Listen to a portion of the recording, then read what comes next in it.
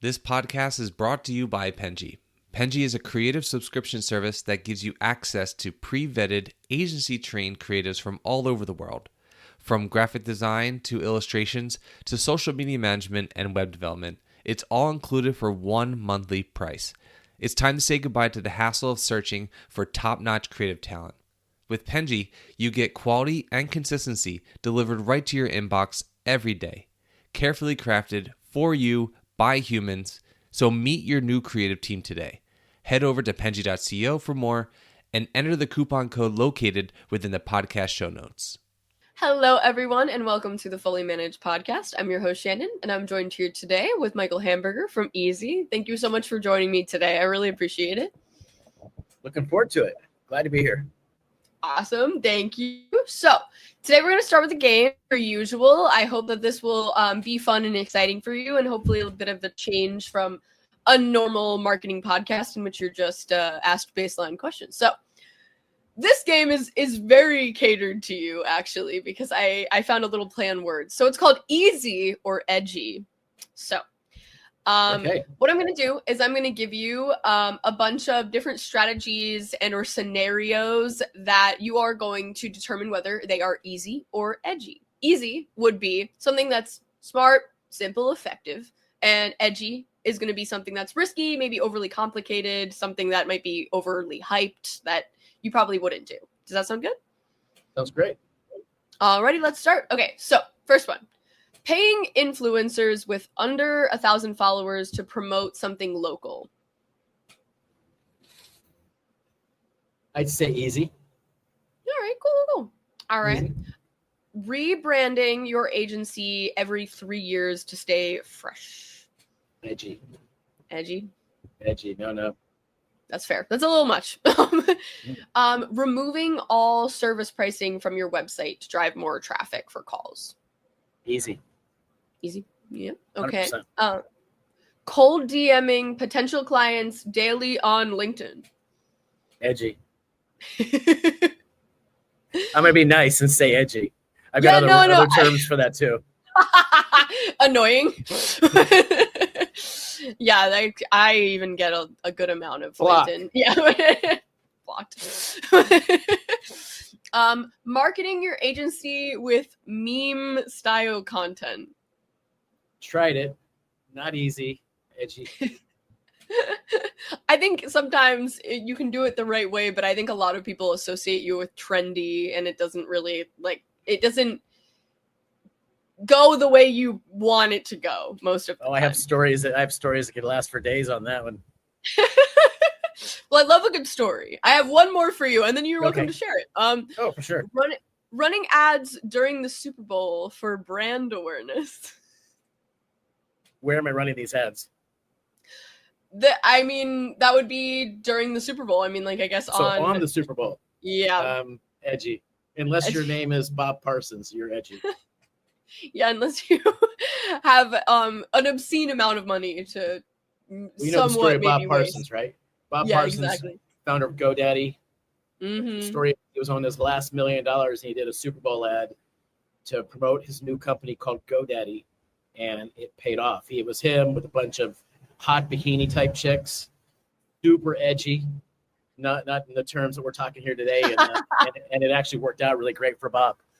But my story on that you just asked a second ago, I'm not a fan of that at all. I think it's completely terrible that people do it. And, we tried to do the whole, meme, and it was more self-deprecating and it just hurt. It stung, right? We were trying to make fun of ourselves and we would look great in mock-up and it looked great on team calls. But when the team actually presented it to me, I thought there's no way that I would ever put this out there because I'm all about making fun of yourself, but not to the point that we put it together. It was painful to see. So I'm not a big fan of self-deprecating. I think there's a fine line with kind of poking fun, but to put the noose around your own neck, no way. Yeah, I completely understand what you're saying. I think that there's also a time and a place and a type of business that it works, that it can work very well for, like the Duolingos of the world. They can do those things because they are like a company that it makes sense to kind of poke fun. Like their marketing is incredible for what they did and how they changed their brand. But I think an agency, it doesn't really make sense unless like foundationally your agency is comedic, because those do exist. I do, For sure. and that makes sense. But there is like a very typical full service marketing agency. I wouldn't necessarily understand what this was showcasing. Well, for us, and I'm sure that all the agency owners, the majority agency owners you speak with, or even yourself, most of my prospects come to me and they're damaged.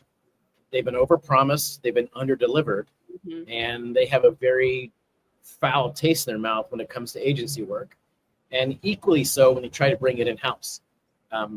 So, for us, we were trying to poke fun at other agencies, but it looked like we were almost, like I said, putting the noose around our own neck, where, we show up every prospect call, and understand that the person on the other end of the Zoom or the video or the phone call, or even as face-to-face, they've been lied to. They've been overpromised.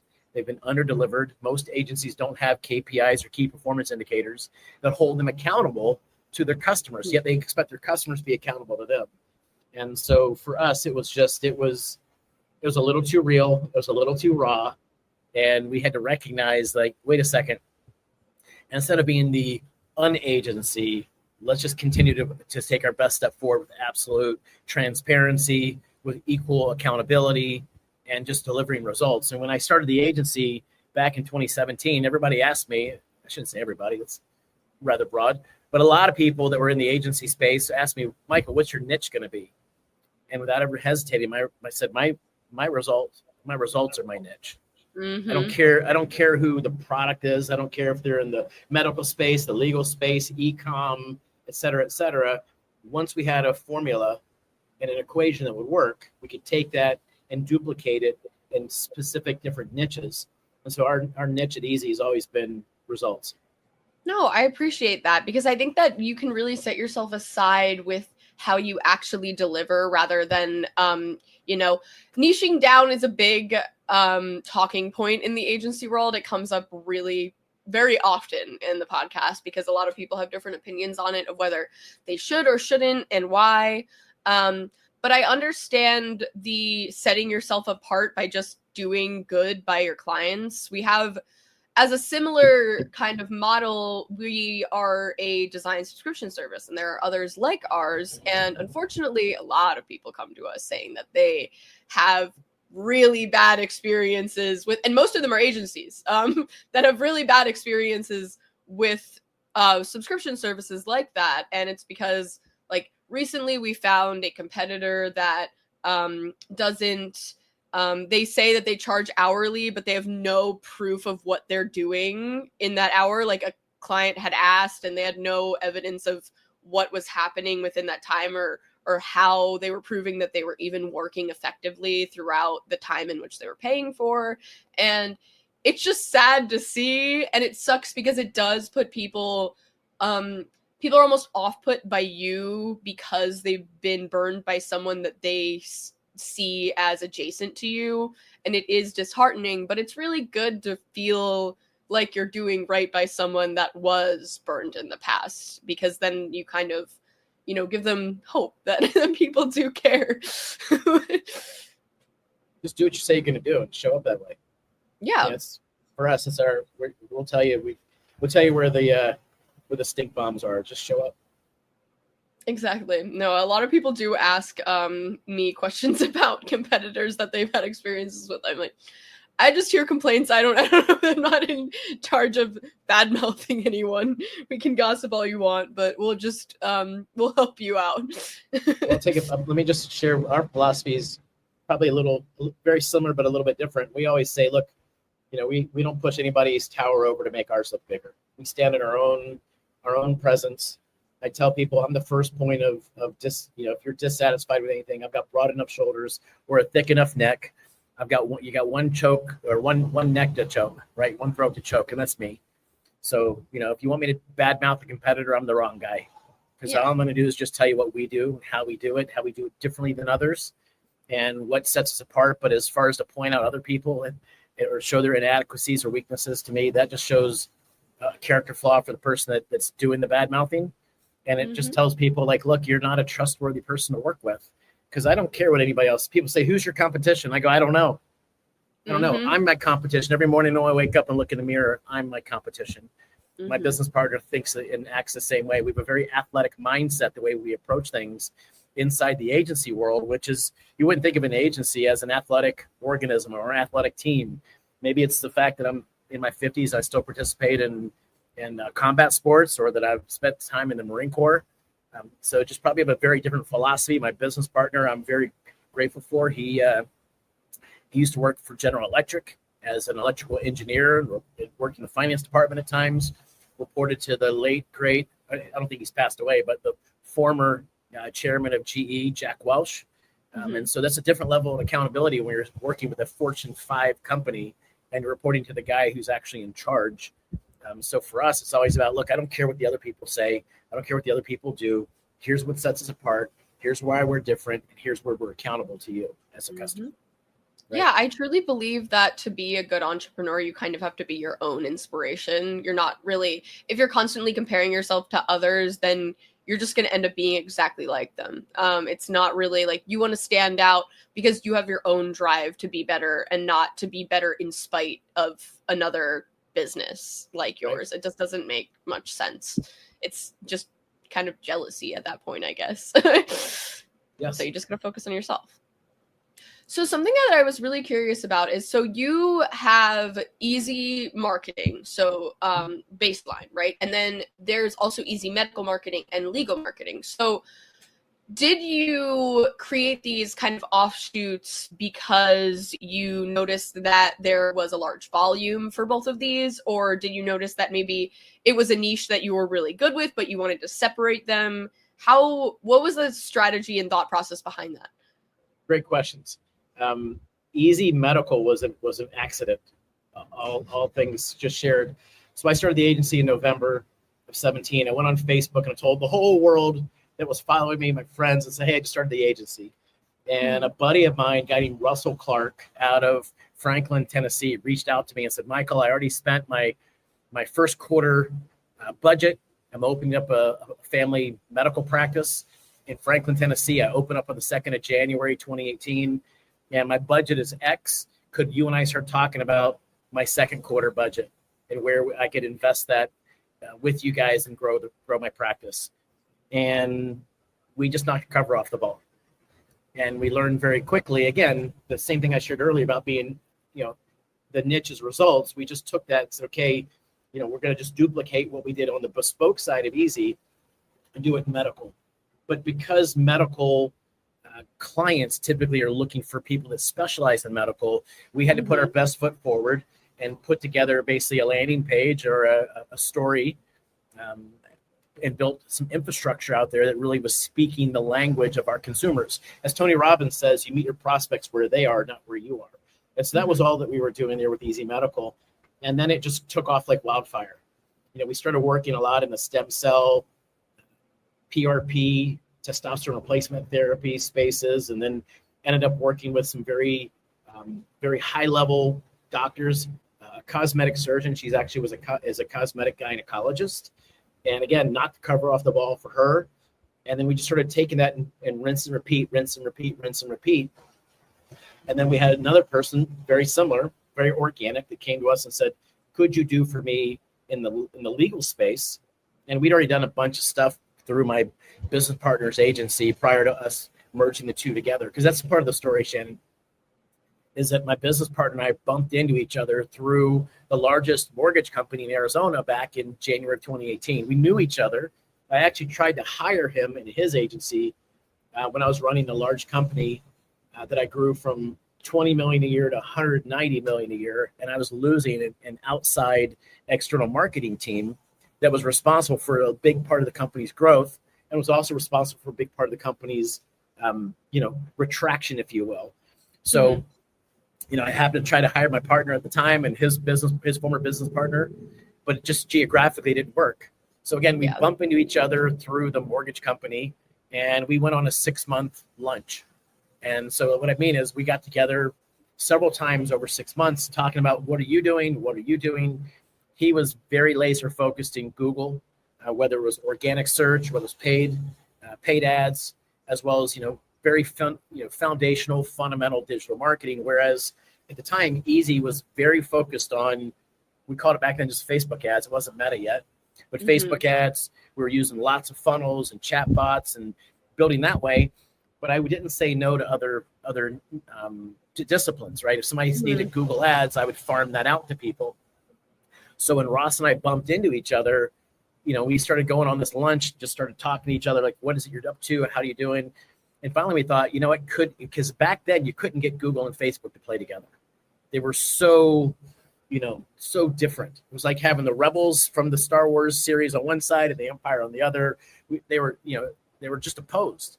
And we started talking to our teams and saying, how do we get these two mega platforms to play together?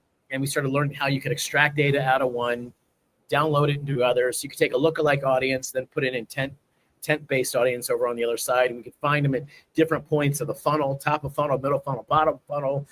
And it was like we hit a really cool sweet spot. And so by integrating a lot of what we were doing between ourselves, the two agencies merging together, able to put that then and replicate it inside the actual niches. Again, it just grew like wildfire. And what we've seen to this day is it's still the same team, right? The team that works on Easy is the same team that works on Easy Medical, the same team that works on Easy Legal. But we have different people that we bring in from other sides. So like we don't do a lot of YouTube on the Easy side, but if I do, I've got an incredible partner that we bring in, that does a lot of YouTube, and that's way bigger for us on the legal side or the medical side. So hopefully that answers your question. But it just, again, it was organic. It was an oopsie daisy that we leaned into, and the results that our customers have gotten from it have been second none. I mean, our medical clients stay with us exponentially longer than any other client we ever had. I'm sure you know this. Most agencies are rebuilding, replacing customers every 9 to 12 months.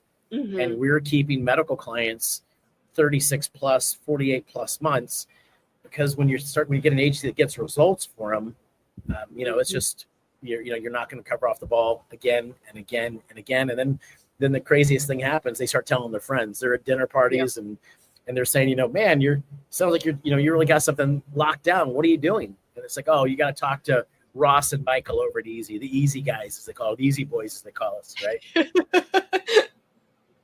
No, I think that's a really beautiful situation to be in. I think that, one, to be able to prosper from being in that situation, I think that it can be overwhelming to kind of delve into a new field, especially when it's as complicated as the medical field. I've talked to people who have specific niches for the medical field in agency life as well, and there's so many ins and outs of like being HIPAA compliant for certain things, and it sounds so immensely complicated. So to delve into that field is really cool, and to do right by them isn't even on top of that is incredible. I also think that it's a really good spot to be in to just sustain through referrals, because I think that's what most agencies kind of want. Obviously, the best client is going to probably be through a referral, because they're friends of people that you already like, that you already have connections with, rather than, a new client can always be great. A completely new client authentically from whatever SEO or whatever you're getting them through is great, but you also don't know if you're going to work well with them. It might be like a trial and error thing. Sometimes, an agency doesn't work with the client well, and that not necessarily because the agency is bad or the client's bad. It's just doesn't work. But for referrals, that's obviously preferred, because it's something that, you can sustain yourself off of. You don't actively have to put as much effort towards, cold emailing or cold LinkedIn, which you really seem to hate. We've done it. Look, we've done it, but I always put myself on the cold LinkedIn side. I put myself in the end consumer seat. I know that my LinkedIn is filled with offshore, nearshore, lots of people hey, I do this, I do that. And it's just like, let me actually experience LinkedIn without you bombarding. It's be like this. Like, so I'm, I don't know if you're married or not, but let's just say you went on a date and, even before the person asked you on a date, they just said, hey, Shannon, how you doing? Let's get in bed together. It's like, dude, whoa, hey, you skipped all the steps, man. You skipped every single step possible. Like, what about, let's go, let's get to know each other, see if we're compatible, whatever that whole timeline is, not, hey, you can fog a mirror. Let's jump to the next step. And that's what the DM experience side LinkedIn is, or even Facebook. Somebody will add me to Facebook, and then within they say hello, and I'm like it's just like, set the watch, give them T minus 10 seconds, and next thing you know, they're like, hey, do you keep your options open about a business? Or whatever else it is. Like, yo, dude, you skipped every single practical step. Mm-hmm. How about asking me if I'm looking for something, or get to know me? Hey, dude, you got bad breath, or whatever it is. Just say something other than, hey, here's my opportunity. Right? You know what I mean? No, I completely understand. We've got some great LinkedIn teams.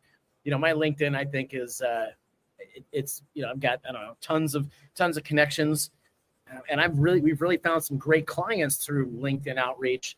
But I'm so cautious every time because I know it really sucks to be on the other end. Yeah, no, I think that it's definitely kind of a balancing act of being respectful while also getting to the point. And I think that a lot of people are really bad at that, or figuring out what that is, because you want to center the person you are messaging first and foremost, or you just want to put it so simply that they can easily say yes or no immediately and they're not wasting their time. Or you can somehow do both. But I think that just bothering someone is, I hate a hello and then having like a conversation that's meaningless. No one wants to do that in normal everyday life. They want to have a meaningful conversation or something that, is enjoyable, and a conversation about what I can do for you when you're coming to me is not, why would anyone want to do that unless they really need some kind of connection or partner? And if you're, self-sustaining, like you're talking about, then what is it? What's the point? For me, it's a lesson that I've applied throughout my marketing career. There's a lot of marketers that really are shitty marketers, and they don't really understand how to communicate with people. Years ago when I got into print marketing, what I learned was that I wanted to be in front of people that were looking for me instead of me pushing people into my opportunity. And I think a lot of that came from, I got into martial arts in my later single digit years. So like 8-9 years old, I got into Shotokan karate. And one of the things that I learned was use someone else's energy. So if somebody was coming towards you, you just adjust where they want to go, versus pushing somebody into an opportunity. So same thing. I participate in Brazilian Jiu-Jitsu. Somebody starts getting super, super aggressive, you just use that energy to put them exactly where you wanted to go, because they're so rigid, they're so everything, and you just flip it over. Marketing is the same thing. Would you rather walk up to 100 people that aren't looking for your offer and try and push them over to wherever your offer is, versus one person that puts their hand up and says, hey, I'm looking, and you go, hey, let me just show you, I'm your tour guide, let me just help you, it goes right over here, boom. And I'll take one of those over 100 that I'm pushing into it over and over and over again. Man, just make your shoulders, your arms hurt after a while. And it's like, look, I'd rather just take you and say, look, I'm here to serve you. The guys that show up in my DM, they don't, they're not inquiring about what I'm looking for. They're just over there saying, they're showing up and they're throwing up, versus showing up and saying, hey, let me learn a little about you. What are some of the challenges you have? How could I be a solution to it? I tell people all the time, we get paid to solve people's problems. We're a solution serving business. And so if someone says, look, I need more leads. Great. Let's look at your entire infrastructure. Is there a breakdown? For us, Shannon, kind of that same mentality is, we start the 90% plus, and I'm making up the percentage, but the majority of our engagements with clients starts with our master marketing plan. And that's usually a 4 to 6 week engagement. It's a paid engagement. They work with all of our chief of staffs, and we break down every bit of their business. I had the COO of Rich Dad Poor Dad in my office not too long ago, and he said, Michael, I've hired 6 or 7 different marketing agencies since I've been the COO. What makes Easy different? And I explained to him how we go through and we look at every bit of their business. We look at the search side, so organic. We look at the paid. We look at their infrastructure. We look at customer journey. We look at offers, assets, audience, traffic. We look at their email list. Every single piece we look at, and we put together an entire plan and say, here's where your desired result is. Here's where you are today. And now we're going to build a plan that takes you from here all the way to where your desire is. And along the way, here's all our KPIs, or key performance indicators, that again, you're holding me and our team accountable for. It's just one of the gifts that my business partner Ross gave me when we first put the 2 companies together, is he said, let's start this way. Because the majority of agencies, they believe that they can just spend more. If you're spending $10,000 a month in Google, let's double it. And miraculously, all your challenges, all your pockets and your opportunities will illuminate them. I'm like, no, you're just spending more, throwing money against the wall, hoping it sticks, instead of actually looking at the client saying, this is what it looks like when they search for you. Here's what your search results look like. Here's what they look like when they search for your customers or people in your niche. And you take them all the way through. I don't care if you're medical, e-com, you name it. What we've seen is number one, our clients stick with us much longer. They understand that we're not there just to spend money and get paid on ad spend, because most agencies take a percentage of ad spend. And it's for us, like, look, why don't you just pay us a little bit to start with? It's money well spent. So that when we do start executing on ads, or we do start working on your SEO or your reputation management or email marketing, content, etc., now we actually have a plan. Be like me. I spent 6 years in the Marine Corps. Luckily, I'm not a combat Marine, which means I never had to go serve in any combat zone. But I can tell you this, no upper echelon officer is going to put their Marines or their soldiers, if they're in the Army or anywhere else, into harm's way purposely without having a battle plan, an action plan. So why wouldn't you approach marketing the same way? Because it is a battle out there. It's a battle for eyeballs. It's a battle for attention. It's a battle for conversions, everything else. And so if you just look at it that way, it's a different lens to look through. And it's being patient, understanding how you serve your customer. It has just changed the scope for us immensely. But most importantly, we deliver much more value to our customers and they get better results from it. Which in turn, for me, is the guy looking at the dollars in, dollars out, got better revenue numbers, better retention. And that's when they turn around, they're at the dinner party saying, Shannon, you got to meet my friends over here. Man, they've taken my business and grown it 30%, 40%, whatever the number happens to be. Yeah, retention is not going to happen from throwing money at a problem. And I think that a lot of people will see, I think that it's troublesome sometimes because a lot of people are looking for immediate results when they go to a marketing agency, not necessarily understanding how it works. And so there are agencies that do show immediate results, but it is throwing money at a problem. And it's not for longevity. It's for that moment to show a result so that the client's happy and then, they leave happy, or they stay and then they realize that this is not sustainable for them. And I think that, a good marketing agency is someone that makes a plan that can work forever or can adjust to plans that can change because of changing fields, or, like Google has AI in a part of it now. Like, that is a big thing. AI has changed the marketing world immensely. So there's so many things that you have to adjust for, but that's what makes a good agency, is being able to adjust while also accounting for longevity and a strategy to continue to work. And that's even marketing agencies that don't necessarily want maybe isn't the correct word, but an agency that just wants to set you up for success whether you stay with them or not. Like, a lot of people will come to an agency looking for a helpful marketing strategy, but they can't necessarily afford you for a long time, or they're planning on getting their own team in-house at some point, but right now that's not working for them. And they do end up leaving, and they end up, utilizing the strategy that you provided for them, like, after so long. And I think that if you're scared of that happening, then maybe you're not really foundationally trying to do good for people. You're just, you know, maybe trying to keep people to be like, maybe this will work, maybe this will work. And that's just trickery. Like, that's not really trying to do good by someone. So yeah, I think you're literally saying what we do. So like during you know our process, we tell people, okay, look, you know, we're going to, you know, during the master marketing plan, we're going to deliver to you between week 4 and week 6, somewhere around there. We're going to deliver to you an idea of really what assets you need to build, infrastructure pieces you need to build. You know, we're going to start talking about what channels you might want to consider being on that you're not on now, or where you may want to put more attention or less attention in current channels. But we deliver to you an executable playbook. Mm-hmm. And in that executable playbook, there's a suggested list of assets and what it would cost if we were to build it. And we have no pride in ownership.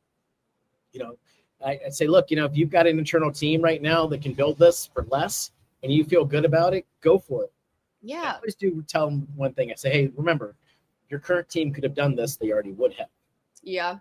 So look, you're welcome to use them, right? But if you really want us to be the chef in the kitchen, I think it's you may want to consider us.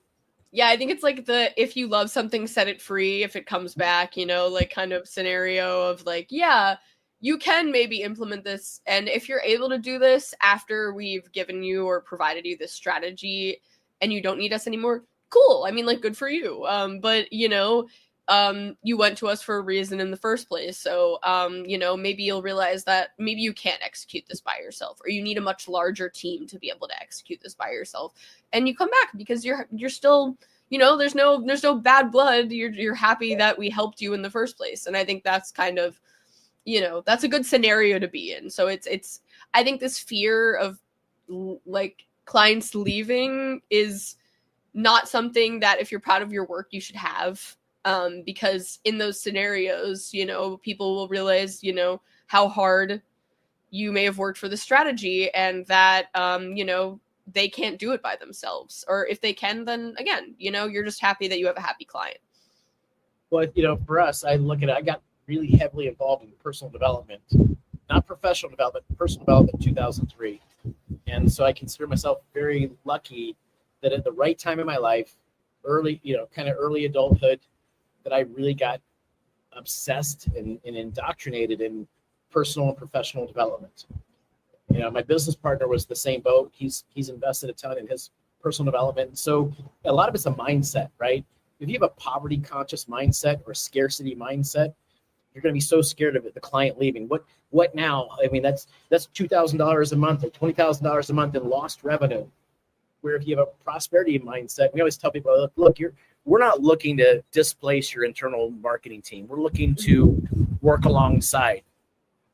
You know, again, this goes back to our motto: never pushing someone else's tower up to make ours look bigger. You know, clients appreciate it. We usually go straight to the marketing person and say, we don't want your job. We have no desire to be an in-house person. We're here to be your outsourced digital team. We're here to augment and add to what you currently have. You know, use us, abuse us, however it was, but the end result, we're still looking for the same thing that you are. We're looking to move the needle forward in the right direction. We're looking to lift you and your team up and make you look like a rock star every step of the way. You know, we step out of the conversation sometimes so that internal marketing person can take a lot of the glory, a lot of the attributes and the pats on the back. You did a great job, Barbara. You did a great job, Johnny, whoever it happens to be. And, you know, we know, they know. But, you know, give them the wins, and then they give us the business. Yeah, it's definitely something that you don't want to come into someone's home and mess it up. You just want to add to it. You're like an interior. Right. You're not an interior designer. You're an interior decorator. You're there to embellish and make everything a little better than what they have before. Because obviously, you know, they're coming to you because, you know, they want to be better. They want to. They wouldn't look for marketing if they weren't happy with what they are foundationally. They're just looking to promote it better. And I think that's it's a good mentality to have, to not just, you know, want to rearrange everything, but to just provide, you know, assistance. You're there to be a partner rather than to replace something that is not maybe fully functional or perfect. collaboration, not competition. Yeah, exactly. Right. So to end this, because we're a little over time, but I this is my favorite question to ask, especially with someone who's as seasoned as you in marketing. What is one foundational principle that you think hasn't changed in the marketing industry, and then something that has completely transformed how you do business? So the first question was, what's something that hasn't changed as far as a foundation? Well, one of them would be, this internet's not a fad; it's here to stay. But again, it's understanding the drive of the result. All the different pieces on the board. If you look at digital marketing or marketing in general as a game of Monopoly, you've got all the different properties. Those might be different platforms. You might go from one to the other, but at the end of the day, you put all the pieces on the board, and you're going. Everybody's going to the same place. You're looking to pass go for your customer.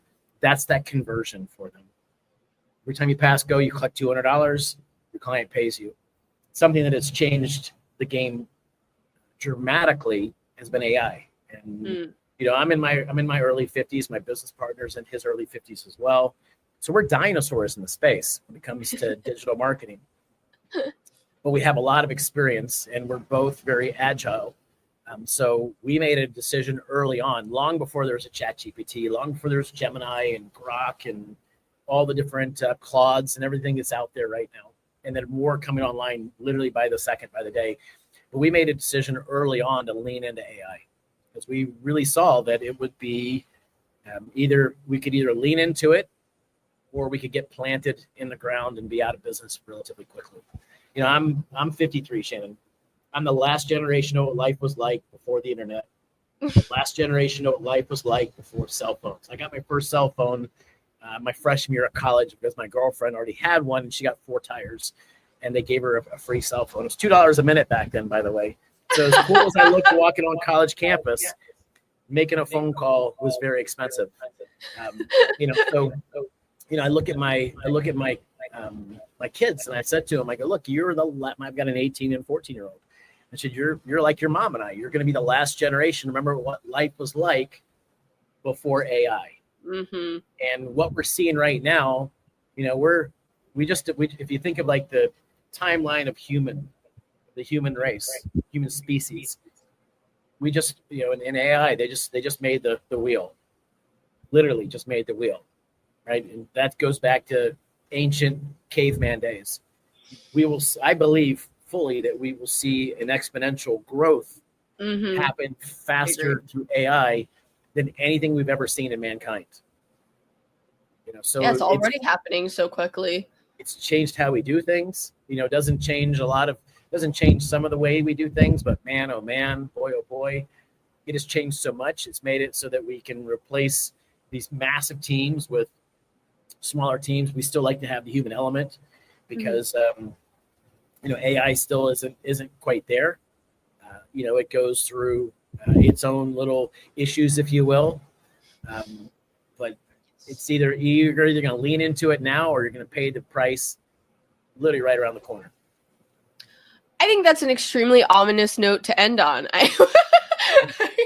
I completely agree, though. AI discussions happen almost every podcast because it is something that so foundationally interrupts this space in a way that's good and also concerning, I suppose. But I think it really depends on the way that you're looking at it, because I'm sure that when the internet came about, which I was not alive for, I'm glad you waited until the end before you put that knife in it back, girl. Hey, I remember what it was like to have dial-up. I remember what it was like when AOL would send us CDs in the mail, and you'd turn it on, you'd hear that at the time it was so terrible sounding. Now it's so nostalgic to hear, the kind of connecting to the internet.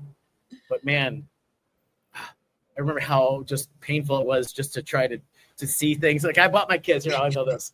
I bought my kids. So one of the guys that worked with us for a long time built like this PC device that had real big joysticks like you'd see in an arcade game. Yeah. And he built this, and it had every console system up to that point. So it had like the original Ataris and Nintendos and televisions and all Really the Segas. cool. And I brought it home to my kids. And, I thought we were like so upgraded when my wife and I got a Wii console probably 20 years ago. And my kids have this device. They go, Dad, the graphics suck. And I go, they didn't suck back then. These, Legend of Zelda was pretty freaking cool back then. Granted, it was like 16-bit. I don't even know. I was never a gamer. I somehow just missed it. My younger brother was a gamer. My favorite toy was called Outside. I was playing with the guys and football and stuff like that. Now kids today, making them come out of the room is punishment. When I was a kid, go to your room was punishment. Yeah. Mm-hmm. But yeah, we're going to see things just exponentially change. And the scary thought is, the people are going to be your doctor in about 20 years are cheating their way through med school right now with ChatGPT. Let that one sink in. Yeah, that's what I'm concerned about. Is that critical thinking skills are already on the down. With AI, I'm a little concerned about that. But there will always be people that will strive for knowledge. I believe that. I mean, we've always had philosophers. We've always had. Well, I have hope. I try to have hope. I'm an optimistic person, so I'm hoping that things will get better and that people will at least use these tools to maybe learn instead of cheat. I'm sure that both of them will always happen because there's always cheaters, but there's always learners too.